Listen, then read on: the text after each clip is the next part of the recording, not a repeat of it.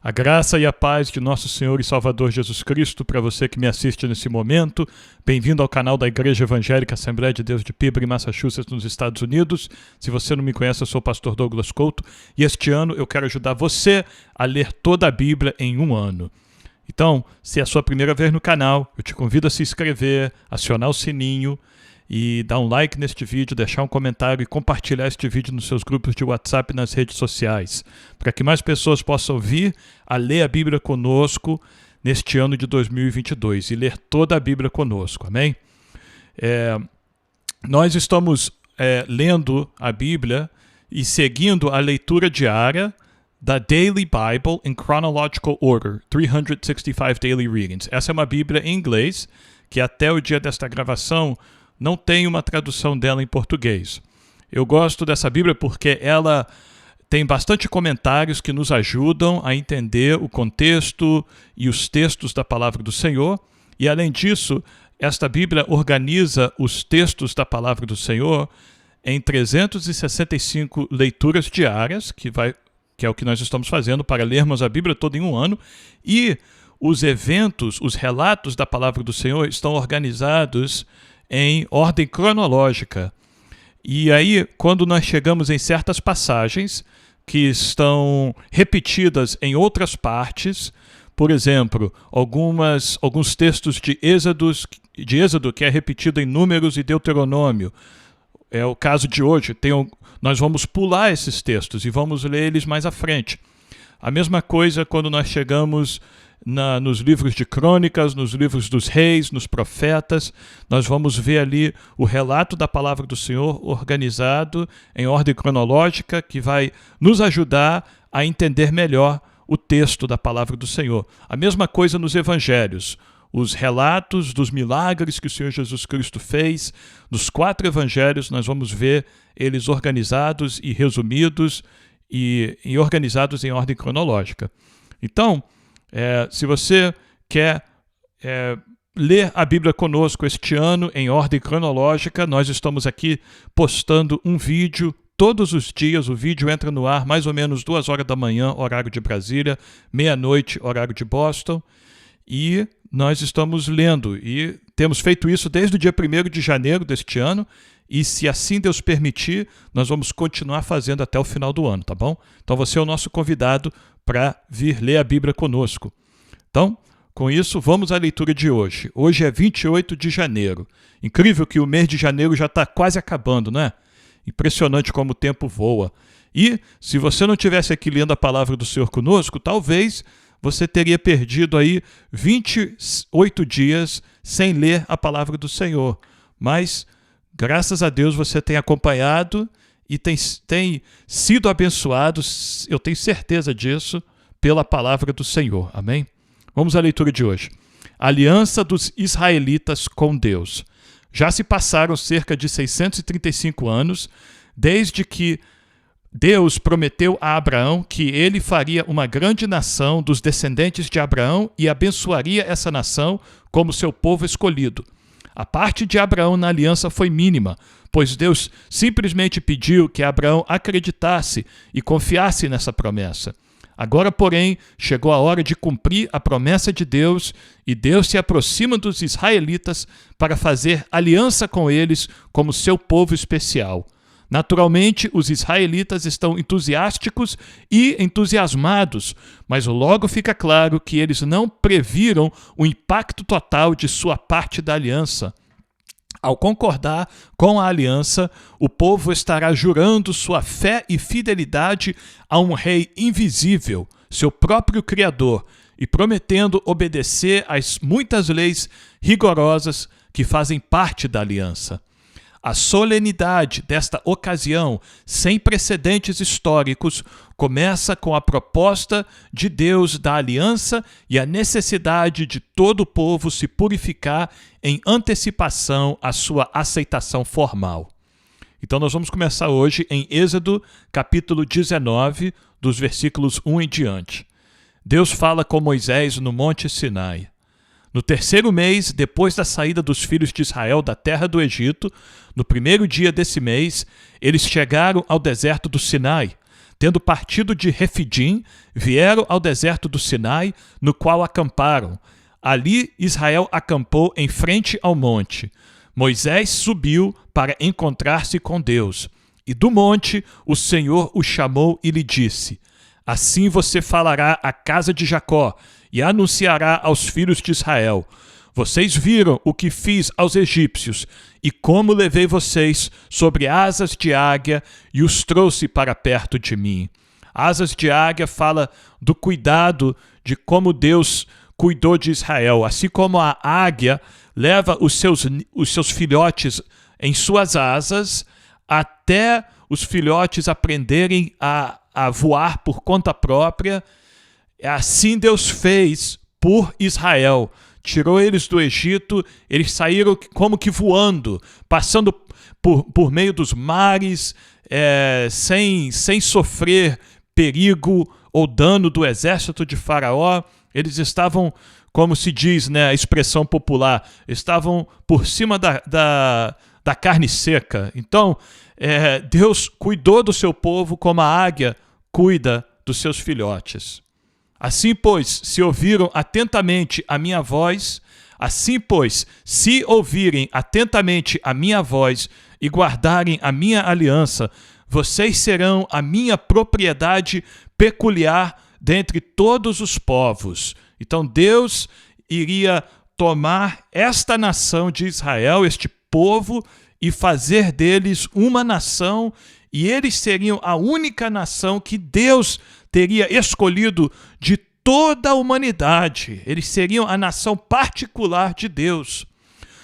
Porque toda a terra é minha. Deus está dizendo, tudo é meu. Mas eu vou chamar vocês para um relacionamento particular comigo. Eu vou separar vocês de uma forma diferente. E vocês serão para mim um reino de sacerdotes e uma nação santa. Então, não seria só alguns homens que seriam separados para ser sacerdotes. O que é o sacerdote? É aquele que oferece culto ao Senhor, aquele que oferece sacrifícios ao Senhor.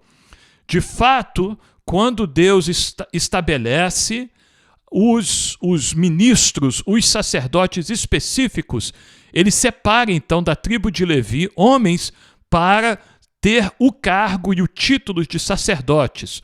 Mas, da mesma forma, Deus queria que todo Israel, todo o povo, se considerasse sacerdotes, se considerasse pessoas que fossem oferecer sacrifício ao Senhor.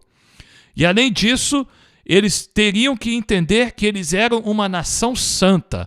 Santa é separada, uma nação separada do restante de todas as outras nações do mundo.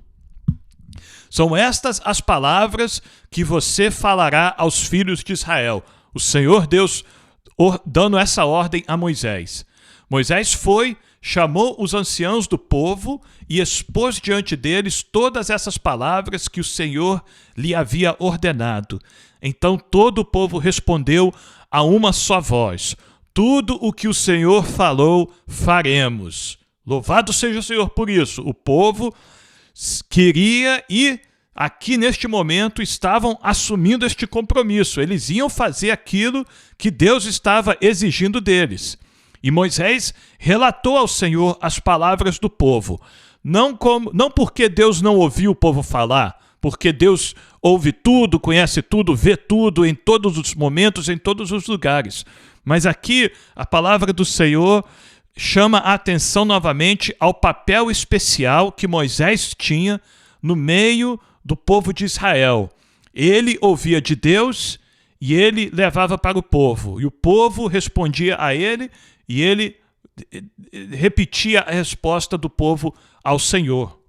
O Senhor disse a Moisés: eis que virei a você numa nuvem escura, para que o povo ouça quando eu falar com você, e para que também creiam sempre em você. Então Deus está dizendo: Moisés, eu vou me manifestar novamente de uma forma sobrenatural, o povo vai ouvir minha voz e eles vão ver como você vai se aproximar de mim, eles vão ver a intimidade que você tem comigo, e isso vai servir para que eles não só creiam em mim, mas também creiam em você também, Moisés.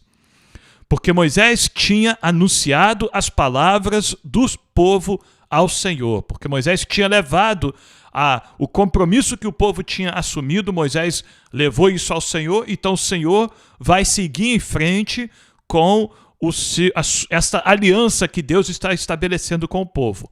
E o Senhor disse a Moisés: vá ao povo e consagre-o no dia de hoje e amanhã, 2 dias de consagração, que eles lavem as suas roupas e estejam prontos para o 3º dia, porque no 3º dia o Senhor, à vista de todo o povo, descerá sobre o monte Sinai. E esta consagração do povo não era para eles se tornarem dignos, não era para eles se auto-justificarem, não era para eles se purificarem assim por conta própria da presença do Senhor. O objetivo aqui é para que o povo priorizasse este encontro que eles iam ter com Deus. Eles fizesse essa limpeza no seu interior. A partir daquele momento, todo o foco do povo agora seria em se preparar para encontrar com o Senhor. Então essas cerimônias, essa lavagem da roupa, purificação e tudo mais, era exatamente para o povo manter em mente aquele encontro que eles teriam com o Senhor Deus Todo-Poderoso, com Jeová. E aí o Senhor diz que no 3º dia, à vista de todo o povo, ele desceria sobre o monte Sinai. Versículo 12. Marque ao redor do monte limites para o povo, dizendo: tomem cuidado para não subir o monte, nem tocar a sua extremidade. Todo aquele que tocar o monte será morto. Mão nenhuma tocará nele, se o fizer, será apedrejado ou flechado. Quer seja animal, quer seja homem, não viverá. Quando soar longamente a trombeta, então subirão o monte. Então, havia aqui uma separação entre Moisés e o povo. Moisés ia subir o monte até ser envolvido pela nuvem da glória de Deus, e ele teria este acesso a Deus, mas o povo não.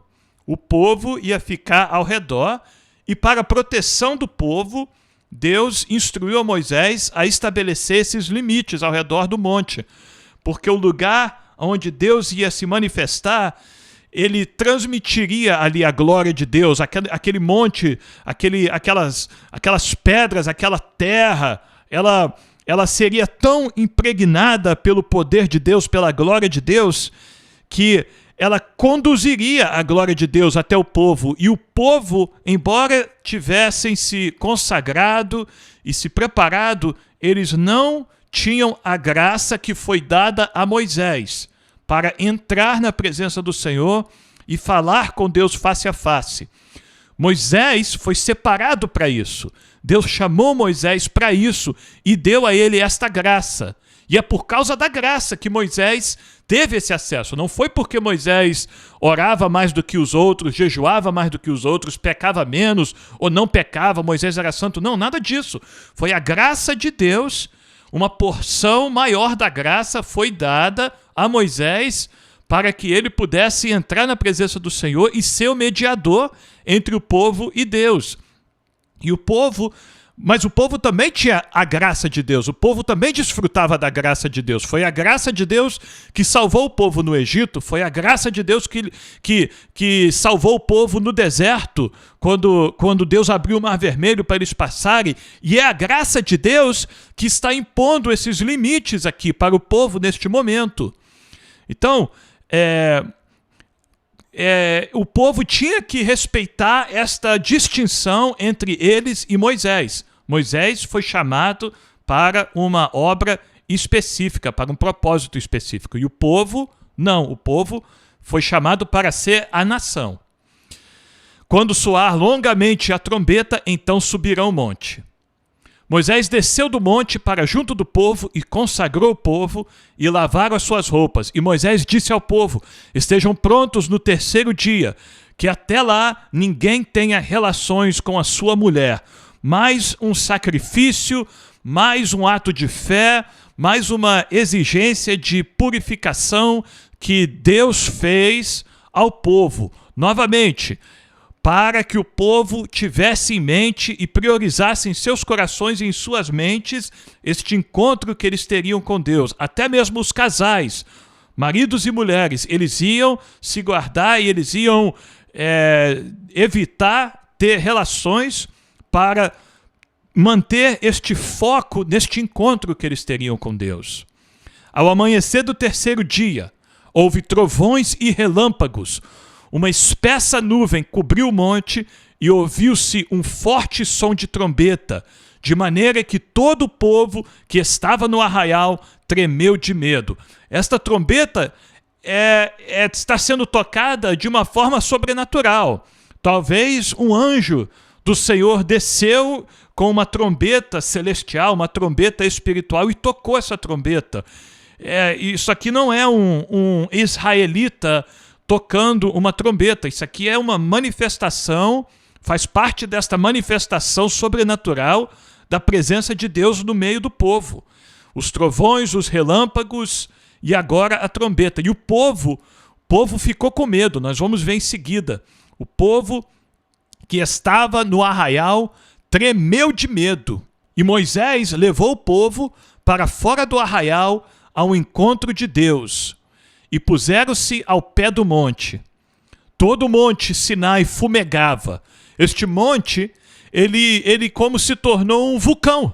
O monte Sinai, que não era um vulcão, é como se ele tivesse se tornado em um vulcão. Começou a haver erupções aqui, por causa da glória de Deus que estava naquele lugar.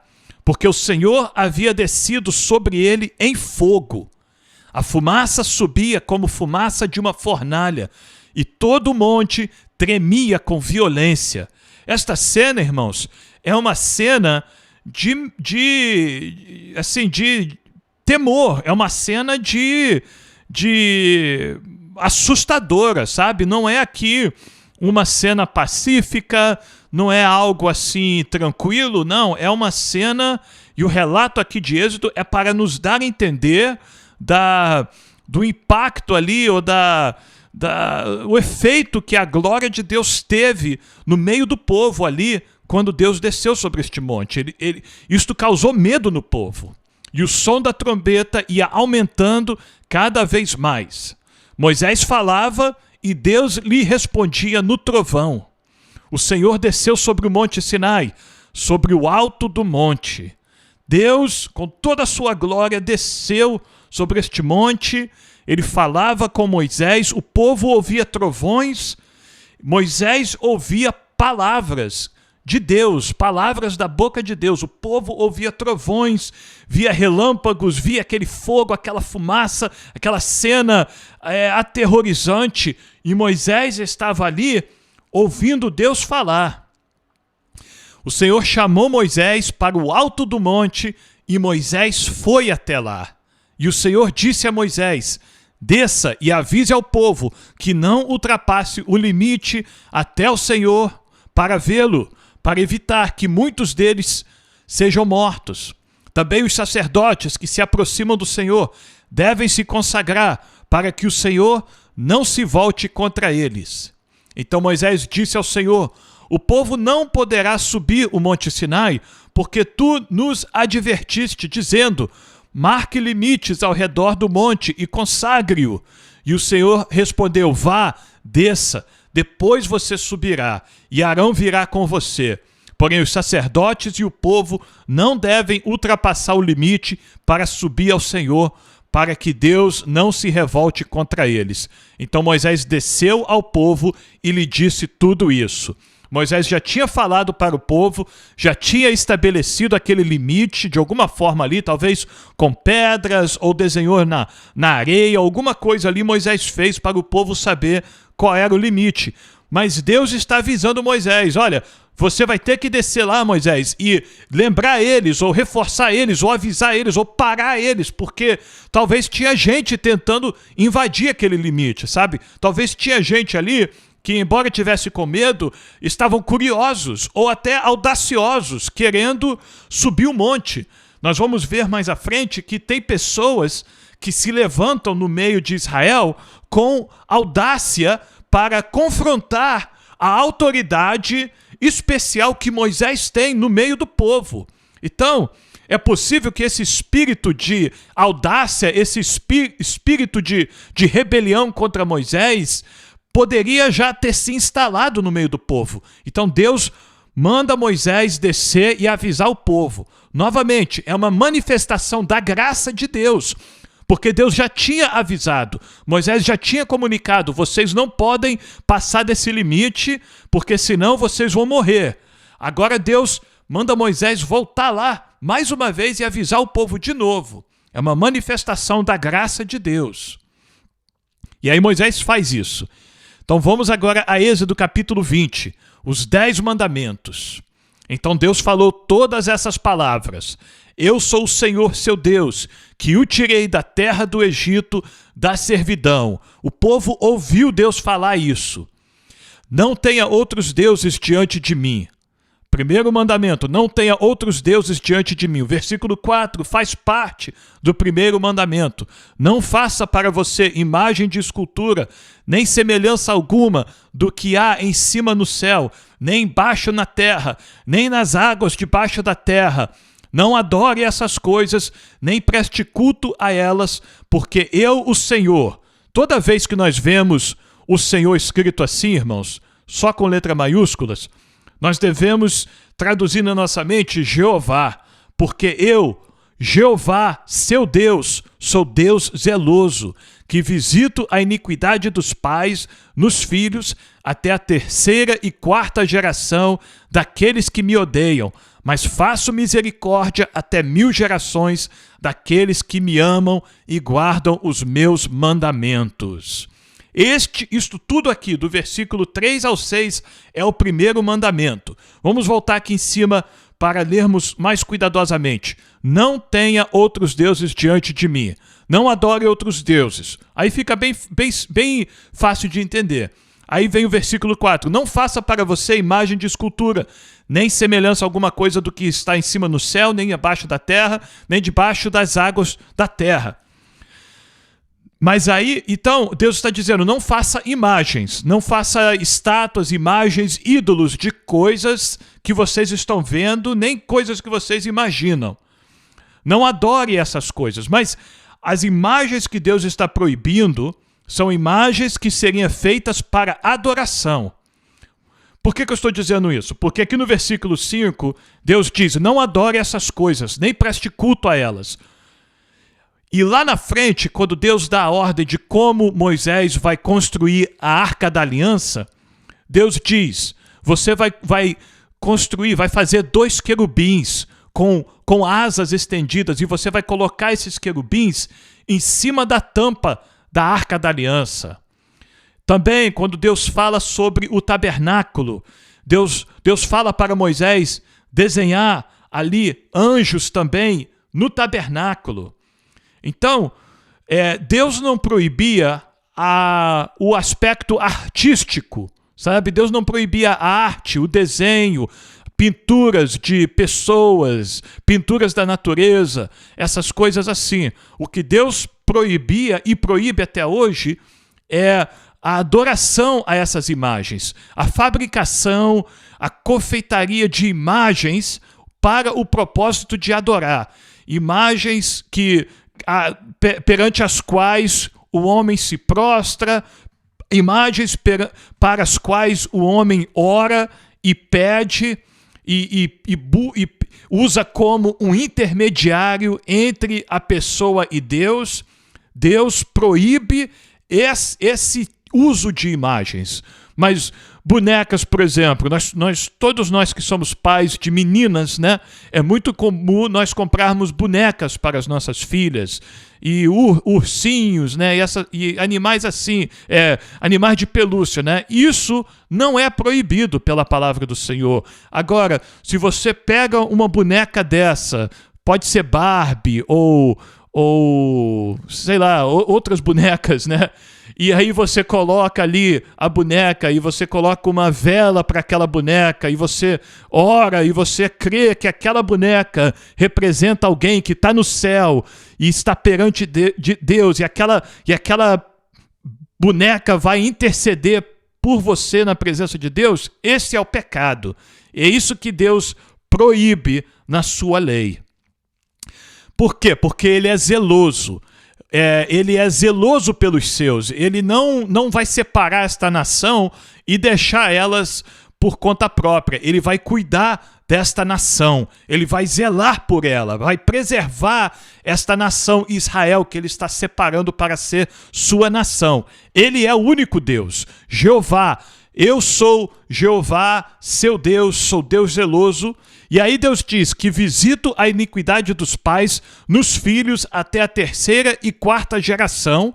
E aí tem gente que para aqui e fala, tá vendo?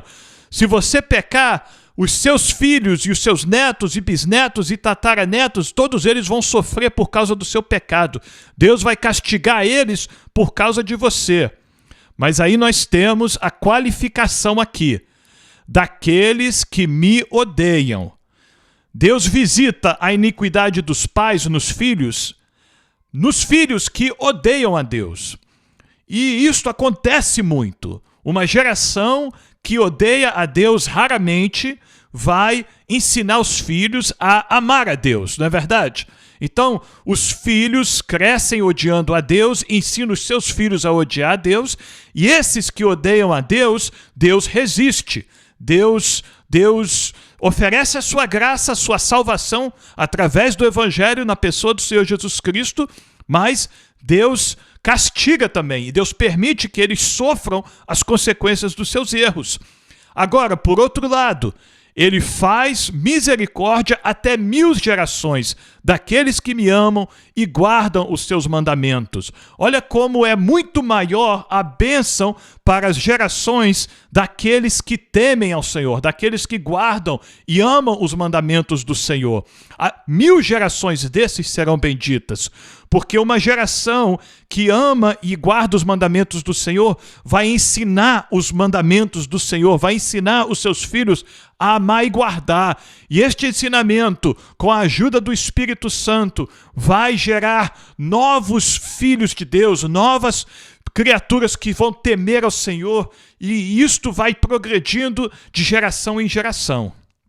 Este é o primeiro mandamento. Segundo, não tome o nome do Senhor, seu Deus, em vão, porque o Senhor não terá por inocente o que tomar o seu nome em vão. Não use o nome do Senhor se você não está clamando a Ele de verdade. É uma coisa que eu falo muito com as minhas filhas e o meu filho. Meu filho tem 4 meses de idade, então ele não sabe ainda, mas as minhas meninas, eu tenho uma de 8 anos e uma de 3. E eu corrijo elas todas as vezes que elas falam, ai meu Deus, ou usam o nome do Senhor de alguma forma aleatória. Porque o nome do Senhor tem que ser temido. Então, este mandamento, ele diz respeito, sim, a este uso coloquial que nós temos, essa expressão de exagero. Ai, meu Deus do céu! Essa expressão de exagero, quando nós usamos isso à toa e nós não estamos realmente indo ao Senhor em oração para pedir a ajuda do Senhor por alguma coisa, é usar o nome do Senhor em vão. Isso é algo comum na cultura brasileira e em muitas culturas, eu sei, mas é algo que nós precisamos corrigir como servos do Senhor, porque isso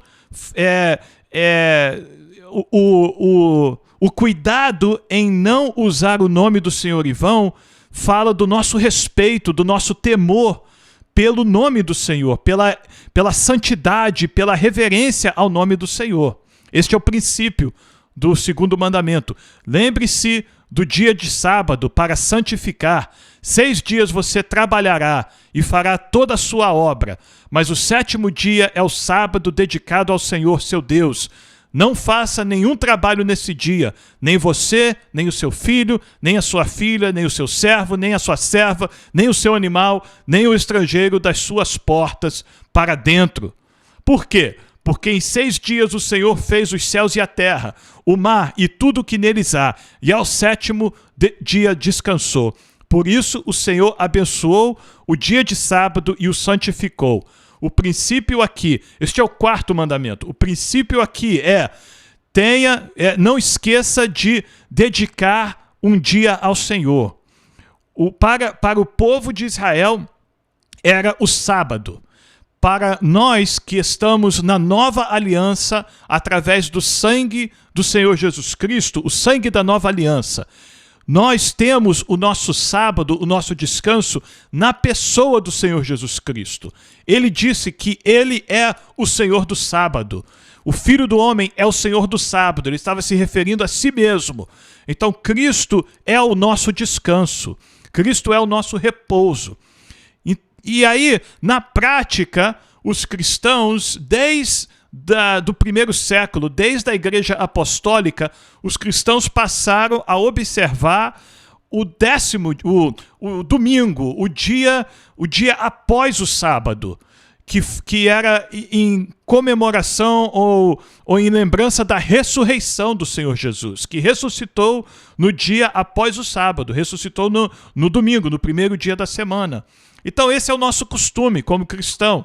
É o dia que nós tiramos para cultuar ao Senhor, para ir à casa do Senhor, reunir com os santos e oferecer culto ao Senhor. Mas, de qualquer forma, o sábado mesmo para nós não é um dia, não é uma data. O sábado para o cristão é a pessoa do Senhor Jesus Cristo. E eu sei que tem denominações, tem expressões de fé no meio cristão que ainda guardam o sábado específico de acordo com este mandamento. E não tem nada errado em você observar este mandamento por uma questão de zelo pela palavra do Senhor.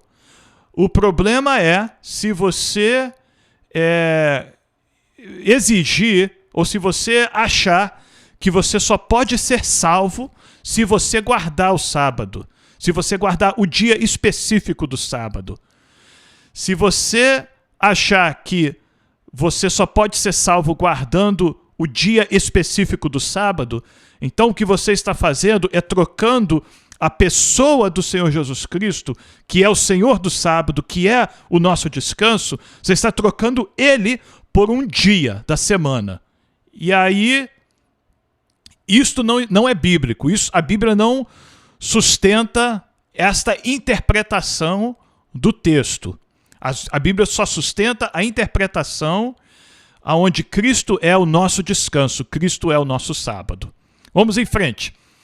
Honre o seu pai e a sua mãe, para que você tenha uma longa vida na terra que o Senhor seu Deus lhe dá. E aí o Senhor Jesus vai explicar tudo o que significa honrar o seu pai e a sua mãe. É muito mais do que simplesmente elogiar eles na presença dos outros. E envolve cuidar dos seus pais na sua velhice, gastar o seu dinheiro para sustentar os seus pais se for necessário, carregar os seus pais para morar com você se for preciso, se eles não têm um lugar para morar. Honrar o pai e a mãe era uma coisa, e é até hoje, algo totalmente abrangente. Não é somente elogiar o seu pai verbalmente com palavras. Não mate. Por quê? Porque toda pessoa é feita à imagem e semelhança de Deus. Toda pessoa recebeu o fôlego de vida de Deus. E somente Deus dá o fôlego de vida, então somente Deus pode tomar. Mas nós vamos ver mais à frente em Números e Deuteronômio que o mandamento de não matar não diz respeito à defesa própria. Por exemplo, se um ladrão entrar na sua casa e você se defender e você matar o ladrão, você não é culpado deste mandamento. Você não vai ser achado em falha com esse mandamento. A nação, o sistema judiciário da nação vai julgar um caso e vai encontrar uma pessoa culpada e aquela pessoa tem que passar pela pena de morte. A nação não está quebrando este mandamento. O matar aqui, no hebraico, está falando do pensamento premeditado, aquele homicídio premeditado, proposital que uma pessoa faz contra outra pessoa. É este mandamento, este matar, que é proibido na lei do Senhor. Não cometa adultério, que é diferente de fornicação. Se você é casado, não viole o compromisso do seu casamento e tenha para ter relações com outra pessoa. Não cometa adultério. É diferente de duas pessoas solteiras que têm relação antes de se casar. Isto é fornicação, é outro pecado na Bíblia. Não furte, quer dizer, não roube. Não dê falso testemunho contra o seu próximo. Não cobice a casa do seu próximo, não cobice a mulher do seu próximo, nem o seu servo, nem a sua serva, nem o seu boi, nem o seu jumento, nem coisa alguma que pertença ao seu próximo. Este último mandamento resume e mostra que todos os mandamentos anteriores, não cometa adultério, não mate, não roube, não fale mentira, não dê falso testemunho, tudo isso vem do interior da pessoa, vem do íntimo. A pessoa que está cobiçando a casa do próximo, a pessoa que está cobiçando a mulher do próximo, a pessoa que está cobiçando o marido do próximo e os bens e a riqueza do próximo, tudo isso vem do interior da pessoa, a pessoa cultivando esses pecados no seu coração que aí geram a prática dos outros pecados. Então, este último mandamento aqui está alertando o povo de Israel e todos nós. Não alimente essa cobiça no seu coração. Não alimente estes desejos errados no seu coração. Não cobice o seu irmão, as propriedades e as coisas do seu próximo. Então, estes são os 10 mandamentos, né? Todos nós conhecemos, mas é sempre bom lermos e meditarmos. Vamos agora ao versículo 18. Moisés, mediador entre Deus e o povo. Todo o povo presenciou os trovões, os relâmpagos, o som da trombeta e o monte fumegante. E o povo, observando, tremeu de medo e ficou de longe. Disseram a Moisés: fale-nos você e ouviremos, porém não fale Deus conosco, para que não morramos. O povo ficou com tanto medo de Deus que eles não quiseram mais ouvir a voz de Deus. Eles preferiram ouvir a voz de um homem. Olha o estado que estava o povo. Talvez por falta de fé, talvez por falta de preparo espiritual, mas seja lá o que for, o povo preferia ouvir Moisés, o homem, do que ouvir a própria voz de Deus. Moisés respondeu ao povo: não tenham medo. Deus veio para provar vocês e para que o seu temor esteja diante de vocês, o temor de Deus, a fim de que não pequem. Ele está dizendo para o povo: mas gente, não volte atrás agora. É para isso mesmo que Deus está se manifestando desta forma, para vocês verem a glória, a grandeza do Deus com quem vocês estão assumindo o compromisso. É essa reação mesmo que Deus quer de vocês. Ele quer o temor de vocês. Mas Ele não vai destruir vocês, Ele não vai ferir vocês. Ele quer que vocês presenciem isso para que vocês o temam e não pequem. Ele não quer que vocês pequem. O povo estava de longe, em pé. Moisés, porém, se aproximou da nuvem escura onde Deus estava. Moisés se aproximou de Deus e o povo ficou lá atrás. Vamos ao versículo 22. Leis a respeito dos altares. Então o Senhor disse a Moisés: assim você dirá aos filhos de Israel: vocês viram que dos céus eu lhes falei. Não façam deuses de prata ao lado de mim, nem façam para vocês deuses de ouro. Façam um altar de pedra para mim, e sobre ele vocês sacrificarão os seus holocaustos, as suas ofertas pacíficas, as suas ovelhas e os seus bois. Em todo lugar onde eu fizer celebrar a memória do meu nome, virei até vocês e os abençoarei. Toda vez que vocês fizerem um sacrifício, um holocausto para mim, eu vou vir, eu vou receber e eu vou abençoar vocês. É o que Deus está prometendo ao povo aqui. Se vocês fizerem um altar de pedras para mim, não façam de pedras lavradas, pois se fizerem uso de ferramentas, vocês terão profanado o altar.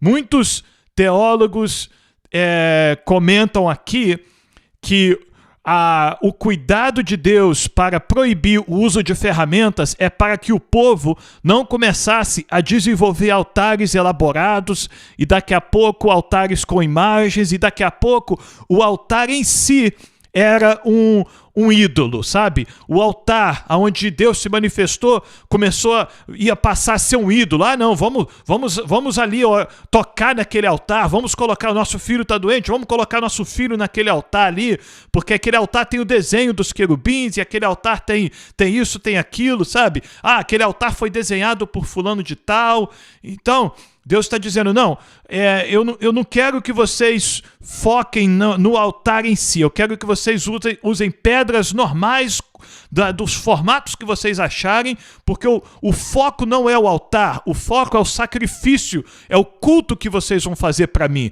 para vocês não ficar distraídos com o altar em si. Então, construa o altar, simples, e coloque ali o sacrifício e ofereça o sacrifício a mim, para que eu possa abençoar vocês. E aí o Senhor diz ainda no versículo 26, nem subam ao meu altar por degraus, para que ali não seja exposta a sua nudez.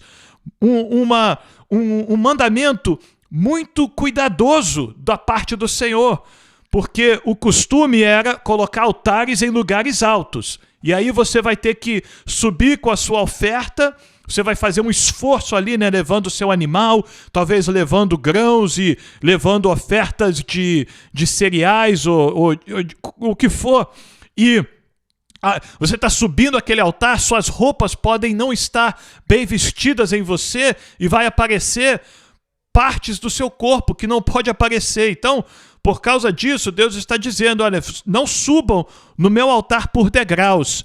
E aí lá na frente nós vamos ver que Deus manda fazer roupas, quando Deus institui os sacerdotes, Deus manda fazer roupas com várias camadas, inclusive roupas íntimas para o sacerdote vestir, para o sacerdote não passar por nenhuma vergonha dessa. Então vamos seguir em frente. Alguns comentários aqui para nossa consideração. Neste ponto, o registro do Êxodo lista a primeira de muitas leis que Deus estabelecerá para seu povo seguir. A nação de Israel deve ser uma teocracia. Teocracia, um governo onde Deus, vem do grego, significa Deus.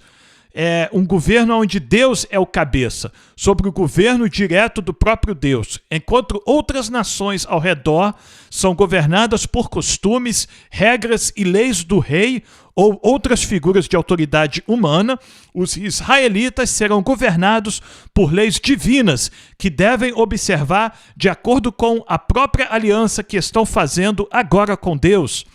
As leis ditas a Moisés nesta ocasião, ampliam os 10 primeiros mandamentos, que formam a estrutura constitucional para todas as outras leis que se seguem.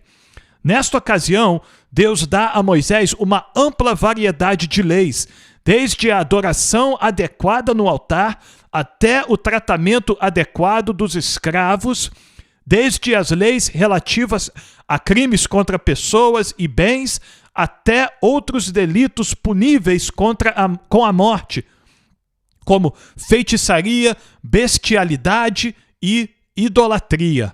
Além disso, vários deveres são impostos em relação a estranhos, credores, primogênitos e outros assuntos. Inúmeras instruções éticas também são promulgadas para incentivar a honestidade, a justiça e a assistência mútua em emergências.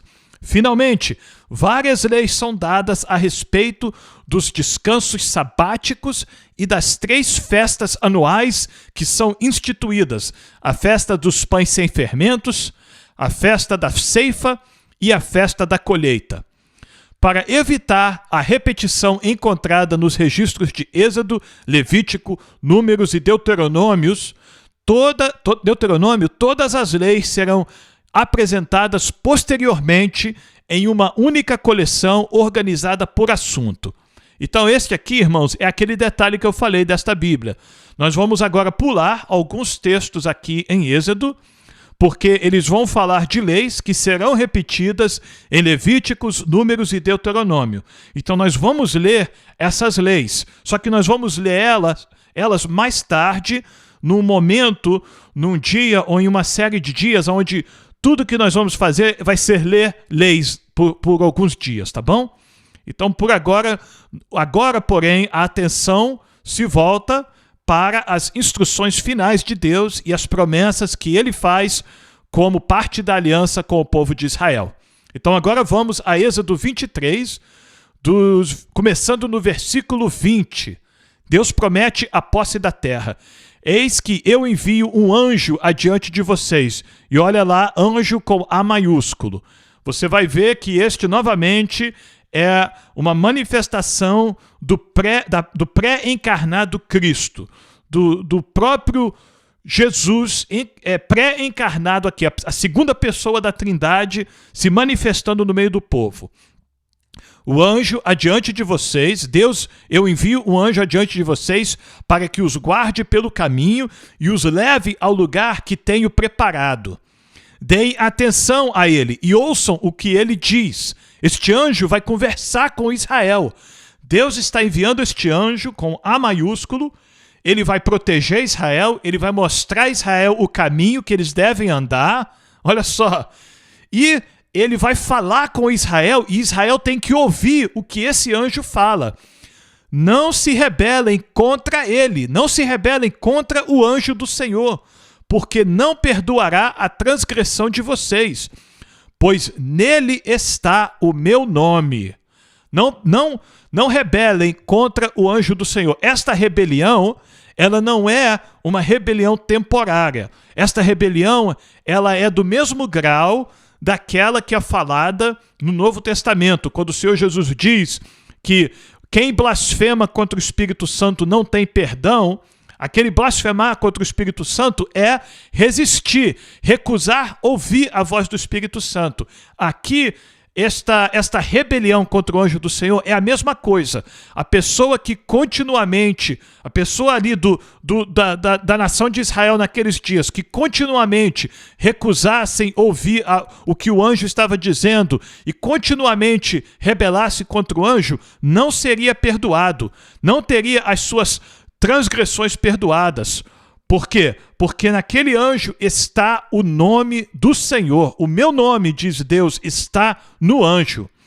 Mas se vocês ouvirem atentamente o que o anjo disser e fizerem tudo o que eu ordeno através do anjo, então serei inimigo dos que são inimigos de vocês e adversário dos que são adversários de vocês. Porque o meu anjo irá adiante de vocês e os levará aos amorreus, aos heteus, aos ferezeus, aos cananeus, aos heveus e aos jebuseus, e eu os destruirei. Não se curvem diante dos deuses deles, nem os adorem, nem sigam os costumes deles. Pelo contrário, destruam totalmente esses ídolos e despedaçam as suas colunas. Deus já tinha falado nos 10 mandamentos que eles não podem ter outros deuses, não podem fazer imagem de escultura, de nada, para adorar. Mas agora Deus está repetindo isso, para o povo não ter desculpa de que esqueceu ou não entendeu. Ou não. Deus repetiu novamente, não adore os deuses dos cananeus, não se prostre diante deles. Pelo contrário, destrua esses deuses. E essas colunas que a palavra do Senhor está falando aqui, eram outras imagens que os povos pagãos construíam e colocavam espalhados pela terra. Empilhavam pedras para formar um objeto e desenhavam naquele objeto e tal, e aquilo ali se tornava um deus, uma divindade, uma entidade para o povo adorar. E aí o povo, durante a caminhada, eles paravam e prestavam uma reverência àquela coluna. Aí seguia mais 1 quilômetro, 2 quilômetros, aí achava outra coluna, prestava de novo uma reverência àquela outra coluna, sabe?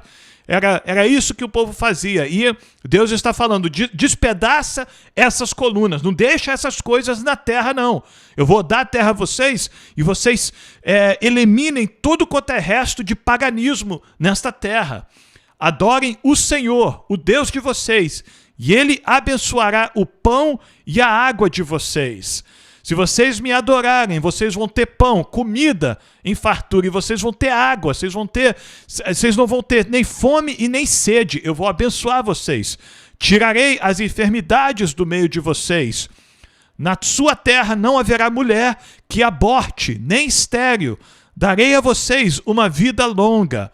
Enviarei o meu terror diante de vocês, confundindo todos os povos que vocês encontrarem. Eu vou à frente, eu vou chegar lá no arraial dos inimigos, antes de vocês chegarem lá, eu vou colocar o terror, como se diz a expressão, vou botar terror no arraial do inimigo, antes de vocês chegarem lá, confundindo todos os povos que vocês encontrarem.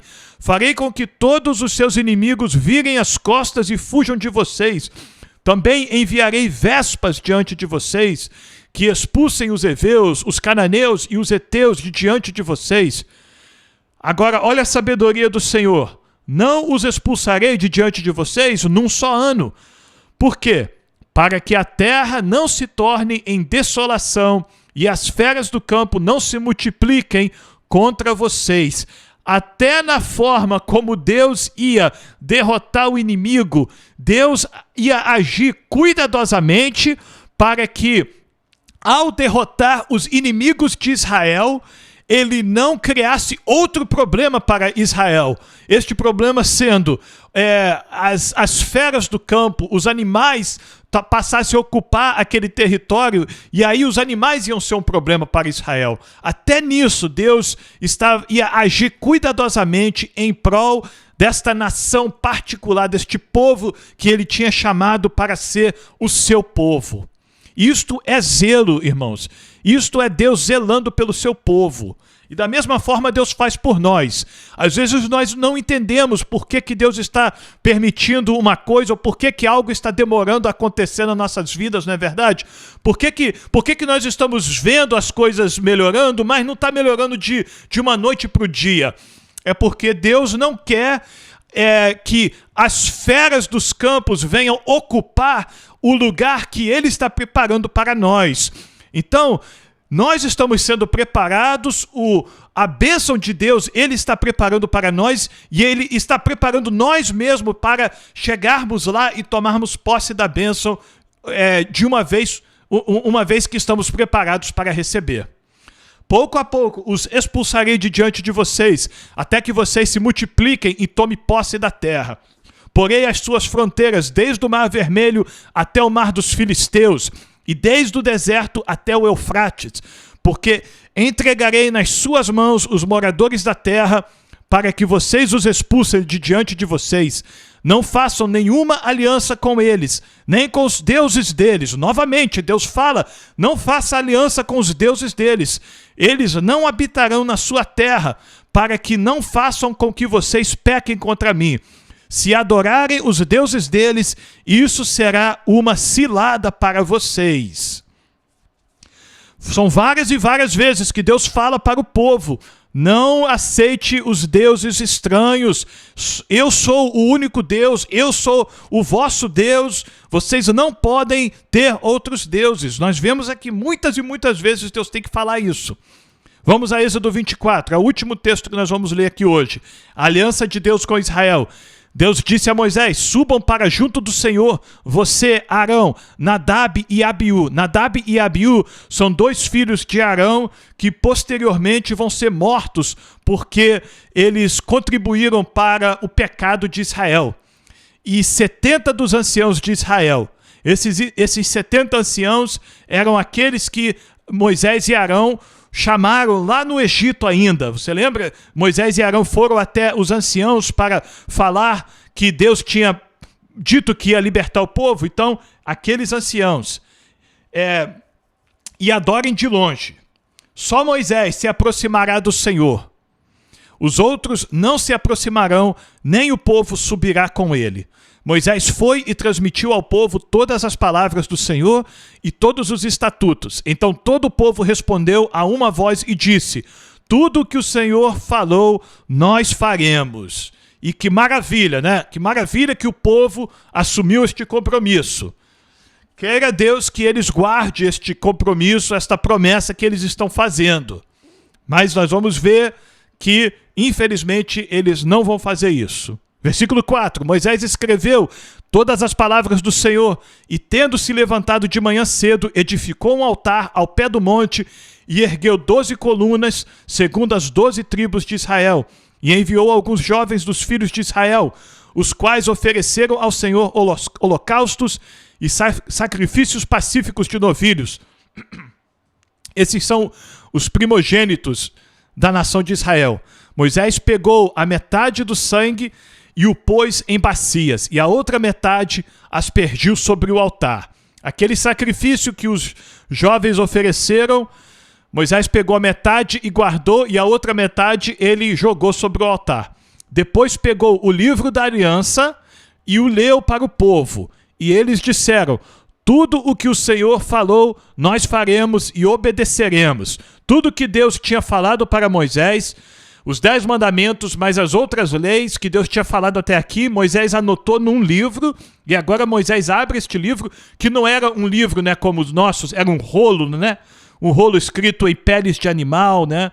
Então Moisés abre este rolo e lê isto em voz alta para o povo, e o povo diz que vai fazer e vai obedecer. Então Moisés pegou aquele sangue e o aspergiu sobre o povo e disse: eis aqui o sangue da aliança que o Senhor fez com vocês, de acordo com todas estas palavras. E aqui nós vemos uma sombra perfeita do que Cristo faria por nós na cruz. Cristo morreu sobre a cruz, derramou seu sangue lá. E Cristo, quando ele institui a ceia, ele diz: este é o meu sangue, o sangue da nova aliança. Então, da mesma forma, Deus estabeleceu uma aliança com Israel através de um sangue.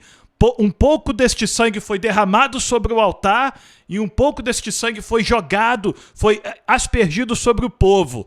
E da mesma forma, Cristo estabeleceu uma nova aliança conosco através do seu sangue. O seu sangue derramado na cruz e o seu sangue que ele oferece a nós simbolicamente através da sua ceia, o seu corpo e o seu sangue, o sangue da nova aliança. É maravilhoso quando nós vemos esse simbolismo, estas sombras da palavra do Senhor, não é verdade, irmãos? É maravilhoso como nós vemos como Deus estava preparando a humanidade para a obra redentora que ele faria por nós na cruz do Calvário. O que ele faria para que todo aquele que em Cristo crê não pereça, mas tenha vida eterna. Começa lá atrás, irmãos. Começa aqui, começa antes. Nós já falamos sobre outras ocasiões, né, que apontam para Cristo, mas essa aqui é uma sombra perfeita do que Cristo fez por nós na cruz. Versículo 9, Moisés, Arão, Nadab e Abiú e 70 dos anciãos de Israel subiram o monte e viram o Deus de Israel sobre cujos pés havia como uma pavimentação de pedra de safira, que se parecia com o céu na sua claridade. Deus não estendeu a mão contra os escolhidos dos filhos de Israel. Eles viram Deus, comeram e beberam. Deus agiu graciosamente. Eles viram Deus, isto é, a glória de Deus, o brilho, né, da glória de Deus, os pés aqui, uma manifestação Deus usou assim uma forma humana de se manifestar ali. Eles viram os pés de Deus e aí eles viram uma sombra daquilo que João, o apóstolo João, viu, né? Na ilha de Patmos, quando ele fala das ruas de ouro e dos muros de cristal e os rios de jaspe. Então eles viram uma sombra disso. O povo, Moisés, Arão, Nadab, Abiú e os 70 anciãos, irmãos, viram isso lá no deserto, no Monte Sinai, quando Deus agraciou eles e permitiu que eles vissem. E eles tiveram ali uma refeição de aliança. Assim como Cristo fez a nova aliança durante uma refeição, a Santa Ceia, uma refeição com os seus discípulos, da mesma forma Deus está fazendo uma refeição. E a palavra do Senhor aqui não diz que Deus comeu com eles, diz que eles viram Deus, comeram e beberam. Então, talvez diferente aqui, nós não podemos dizer que aqui foi exatamente o que aconteceu lá com Abraão, por exemplo, quando Deus aparece para Abraão na pessoa do Senhor Jesus, o anjo do Senhor aparece para Abraão, e naquela ocasião eles sentam e comem juntos. Aqui a Bíblia não diz que Deus comeu com Moisés, Arão, Nadab, Abiú e os 70 anciãos, mas é sim uma refeição de aliança. É o mesmo símbolo, irmãos, da Santa Ceia do Senhor. É o que está acontecendo aqui no Monte Sinai, na presença de Deus. Moisés e os anciãos sobem o monte outra vez. Então o Senhor disse a Moisés: suba para junto de mim no monte e fique lá. Darei a você tábuas de pedra, a lei e os mandamentos que escrevi para que você ensine o povo. Moisés se aprontou juntamente com Josué. Agora é a segunda menção de Josué. Josué vai começar a ser mencionado mais e mais vezes aqui. Seu auxiliar. E subiu o monte de Deus. Ele disse aos anciãos: esperem aqui até que voltemos para junto de vocês. Eis que Arão e Ur ficam com vocês.